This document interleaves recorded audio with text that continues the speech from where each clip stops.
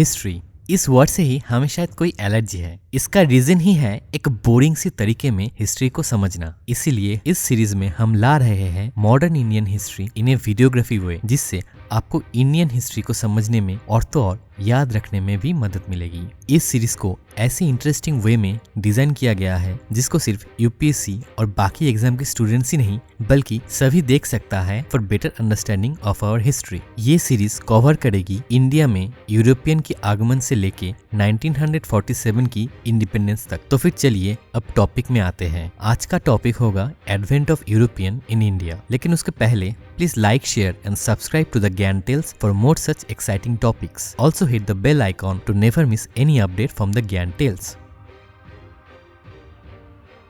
पुर्तगाल की वास्को दा गामा पहले यूरोपियन थे जो इंडिया तक डायरेक्ट सी रूट से आया था इन 1498। पुर्तगीज द्वारा खोजी गई इस रूट में फिर आया डच, देन ब्रिटिश, उसके बाद डेन्स, देन फ्रेंच और फाइनली स्वीडिश। लेकिन यूरोपियंस इंडिया में आने के लिए इतने उत्सुक क्यों थे? चलिए समझते हैं। यूरोप के साथ इंडिया की ट्रेड रिलेशंस प्राचीन काल से चले आ रहे हैं। मिडिल एज के दौरान यूरोप और भारत और साउथ ईस्ट एशिया के बीच ट्रेड डिफरेंट रूट से किया जाता था। पहले मेजर ट्रेड रूट था अलोंग द पर्शियन गल्फ, दूसरा था थ्रू लैंड जो इराक एंड टर्की होके फिर से समुंदर से होते हुए वेनिस एंड जेनुआ तक जाता था। तीसरा था via red sea and then overland to Egypt और फिर समुंदर से होते हुए वेनिस एंड जेनुआ तक। एशिया से यूरोप तक ट्रेड कई देश और कई हाथों से होकर गुजरता था और प्रत्येक राज्य ने टोल और शुल्क लगाया, लेकिन फिर भी हर एक मर्चेंट ने पर्याप्त प्रॉफिट कमाया। रास्ते में कई अन्य बाधाएं भी थी जैसे कि पायरेट्स, नेचुरल कैलामिटीज, लेकिन फिर भी ट्रेड हाईली प्रॉफिटेबल बना रहा। ये ज्यादातर ईस्ट एशिया की स्पाइस के लिए यूरोपियन लोगों की हाई डिमांड के कारण था। During the middle age Europe में मसाले सोने के समान वैल्यूएबल थे। बेसिकली यूरोप को मसाले के लिए आवश्यकता थी क्योंकि सर्दियों के मौसम में वो सॉल्टेड एंड पेपर्ड मीट पर रहते थे। क्योंकि सर्दियों के महीनों में कैटल्स को खिलाने के लिए थोड़ी ही घास होते थे, केवल अमीर लोग ही फ्रेश मीट खरीद सकते थे। दूसरों के लिए रेफ्रिजरेशन और कंजर्वेशन की कमी के कारण केवल मसाले की भारी मात्रा से यूज ही उनकी मीट को स्वादिष्ट बना सकता था। साथ ही कुलिनरी के लिए अलग अलग मसालों का होना लग्जरी माना जाता था। इसीलिए 7th सेंचुरी तक यूरोपियन फूड इंडियन फूड जितना ही हाईली स्पाइस्ड था। लेकिन 1453 में ऑटोमन की कॉन्क्वेस्ट और कॉन्स्टेंटिनोपल पर कब्जा करने के बाद ईस्ट और वेस्ट के बीच की old trading routes Turkish control में आ गया। वेनिस और जेनुआ की मर्चेंट्स ने यूरोप और एशिया के बीच व्यापार पर मोनोपोली कर लिया और वेस्टर्न यूरोप की न्यू नेशन स्टेट्स जैसे कि स्पेन और पुर्तगाल को ओल्ड रूट्स के माध्यम से ट्रेड में कोई भी हिस्सा देने से मना कर दिया। और इसके साथ ही यूरोप में स्पाइस, सिल्क और वेरियस प्रेशियस स्टोन जैसे इंडियन कमोडिटीज की इजी एक्सेसिबिलिटी पर असर पड़ा। लेकिन भारत और इंडोनेशिया के साथ ऐसी हाईली प्राइस्ड व्यापार को वेस्ट यूरोपियन ने इतने आसानी से छोड़ने वाला नहीं था।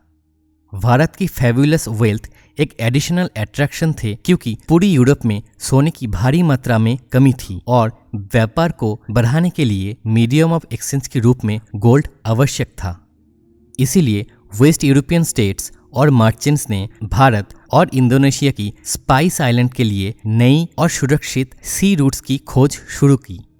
वेस्ट यूरोपियन मर्चेंट्स अरब और वेनेटियन ट्रेड मोनोपोली को तोड़ना चाहते थे टर्किश हॉस्टिलिटी को बाईपास करने के लिए और ईस्टर्न वर्ल्ड के साथ डायरेक्ट ट्रेड रिलेशन खोलने के लिए। इस परिस्थिति में इंडिया तक डायरेक्ट सी रूट की खोज शुरू हुई। साथ ही इकोनॉमिक डेवलपमेंट के कारण लग्जरी सामान की मांग भी बढ़ रही थी।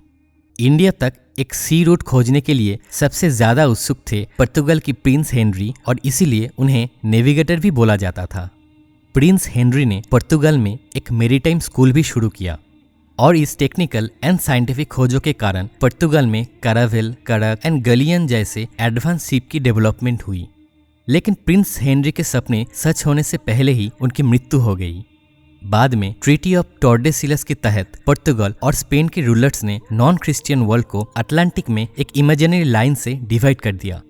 इस ट्रीटी के तहत पुर्तगाल इस लाइन की ईस्ट में सब कुछ दावा कर सकता था और कब्जा कर सकता था, जबकि स्पेन इस लाइन की वेस्ट में सब कुछ दावा कर सकता था। कोलंबस ऑफ स्पेन इंडिया पहुंचने के लिए निकला, लेकिन उसके बजाय अमेरिका की खोज की। 1487 में पुर्तगाल की नाविक बार्थोलोमेओ दियाज अफ्रीका में केप ऑफ गुड होप पहुंचे। बार्थोलोमेओ दियाज पूरी तरह से कॉन्विंस था कि इंडिया की लॉन्ग डिमांडेड रूट मिल गया, लेकिन ये केवल 1498 था जब वास्को दा गामा गुजराती मर्चेंट अब्दुल मजीद की मदद से केप ऑफ गुड होप से निकल के इंडिया की कलिकट पहुंचे, और इसके साथ ही इंडियन हिस्ट्री की दिशा को एक नई मोड़ मिला। भारत के साथ डायरेक्ट ट्रेड पुर्तगीज के लिए अरब मिडिलमैन की तुलना में 10 गुना प्रॉफिटेबल साबित हुआ, लेकिन इंडिया तक सी रूट की नॉलेज ज्यादा देर तक सीक्रेट नहीं रह सका। जल्द ही डच, इंग्लिश और दूसरे यूरोपियन लोगों ने ओशन नेविगेशन सीख लिया और भारत की यात्रा शुरू कर दी। इस प्रकार पुर्तगीज ने भारत तक एक डायरेक्ट ट्रेड रूट की खोज किया और indirectly founded the base of British conquest of India. आशा करते हैं आपको ये नई सीरीज अच्छा लगा। In the next episode of modern Indian history series हम जानने वाले हैं about rise and fall of Portuguese rule in India. Till then take care and please like, share and subscribe to the Gyan tales for more such exciting topics.